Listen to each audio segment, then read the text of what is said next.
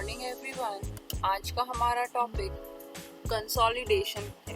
Consolidation में basically क्या होता है, हमारे पास 2 या 3 डाटा हैं जिसको हमें मर्ज करना है। इस तरीके से मर्ज करना है कि अगर हम उन डाटाज में चेंजेस कुछ करें तो हमारा जो कंसोलिडेटेड डाटा है वो चेंज हो जाए। तो उसके लिए सबसे पहले मैंने कुछ डाटा लिया है। एक हमारे पास ये जनवरी की रिपोर्ट है, ठीक है। मैं एक इंसर्ट कर लेती हूँ। यहाँ पर मैंने लिख दिया कि जनवरी 2022 की रिपोर्ट है, ओके। और सेल्स रिपोर्ट है, मैंने इसे मर्जेंट सेंटर किया। मैंने यहाँ पर भी दूसरी शीट ली, उसमें भी मैंने इंसर्ट किया और मैंने इसमें लिख दिया फैब 2022, ओके। तो अब यहाँ पर मैंने इसको भी मर्ज एंड सेंटर करके यहाँ से मैंने लिया। एंड अब इसके बाद मुझे यहाँ पर इस शीट पे मुझे कंसोलिडेटेड डाटा चाहिए, मीन्स जनवरी और फरवरी का कंसोलिडेटेड। तो उसके लिए सबसे पहले मुझे डाटा टैब में जाना पड़ेगा। डाटा टैब में मैंने कंसोलिडेशन इसको मैंने ऑप्ट किया। यहाँ पे रेफरेंस है, तो सबसे पहले शीट में गई, यहाँ पर जनवरी की शीट को मैंने ओपन किया और मैंने पूरा डाटा सिलेक्ट किया, ओके। पूरा डाटा सिलेक्ट करने के बाद यहाँ पर ऐड किया। नेक्स्ट फिर मैं शीट नंबर 5 पे गई जिसमें मेरा फरवरी का डाटा है। आप यहाँ पर देख सकते हो कि उसने खुद से यहाँ पर शीट 5 जो है वो खुद से उसने सारा का सारा जो है वो टेबल उसने खुद से सिलेक्ट कर लिया और मैंने इसको ऐड कर लिया। ऐड करने के बाद अब मैं यहाँ पर उससे पूछ रहा है कि आपको टॉप रो चाहिए, तो यस मुझे टॉप रो चाहिए, बिकॉज ऑफ बिना इसके हेल्प के मुझे समझ ही नहीं आएगा कि मेरा डाटा है क्या। लेफ्ट कॉलम भी चाहिए और मैं यहाँ पर create link to source data भी वो भी क्लिक करूँगी। Create link to source data को अगर मैं नहीं करती हूँ तो जनवरी या फरवरी की शीट पर जो भी मैं चेंजेस करूँगी वो इस शीट पर मुझे चेंजेस नहीं मिलेंगे। बट अगर मैं यहाँ पर create link to source data को क्लिक करती हूँ, सिलेक्ट करती हूँ, तो वहाँ की शीट्स पर जनवरी और फरवरी की शीट पर अगर मैं कोई भी चेंजेस करती हूँ तो ये मेरे को कंसोलिडेटेड शीट पर कंसोलिडेटेड डाटा में वो चेंजेस मुझे नज़र आएंगे। तो सबसे पहले मैंने इसको ओके कर दिया। ओके करते ही यहाँ पर देखो, यहाँ पर आपको डाटा जो कुछ इस तरीके से नज़र आ रहा है, ठीक है। टॉप रो जिसमें आपके रो के कॉलम के नाम हैं और यहाँ पर फर्स्ट कॉलम, मतलब फर्स्ट कॉलम का आपका गया सेल्समैन, जोन, प्रोडक्ट, ये कॉलम वाइज आ गया और रो वाइज आपका ये आ गया, ठीक है। अगर जैसे यहाँ पर आईडी है, अगर सपोज कि यहाँ पर ये आईडी के इम्पोर्टेंस ज़्यादा हमें नहीं है तो अब हम इसको क्लिक नहीं भी करते तो भी चल जाता।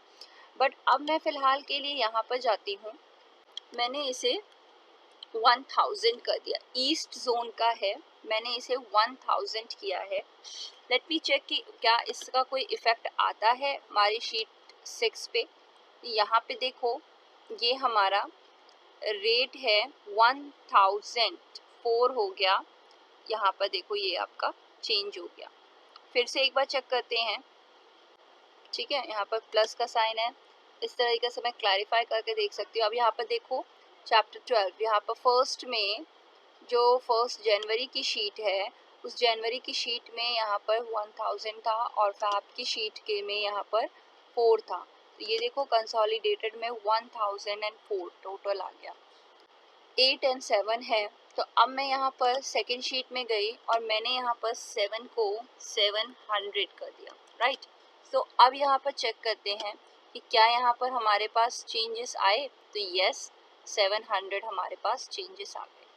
तो यहाँ पे आपने जो ये कंसोलिडेशन का किया है, ये क्रिएट लिंक जो किया है, इसकी वजह से ये सारे जो हैं वो चेंजेस यहाँ पर आपको नज़र आ रहे हैं।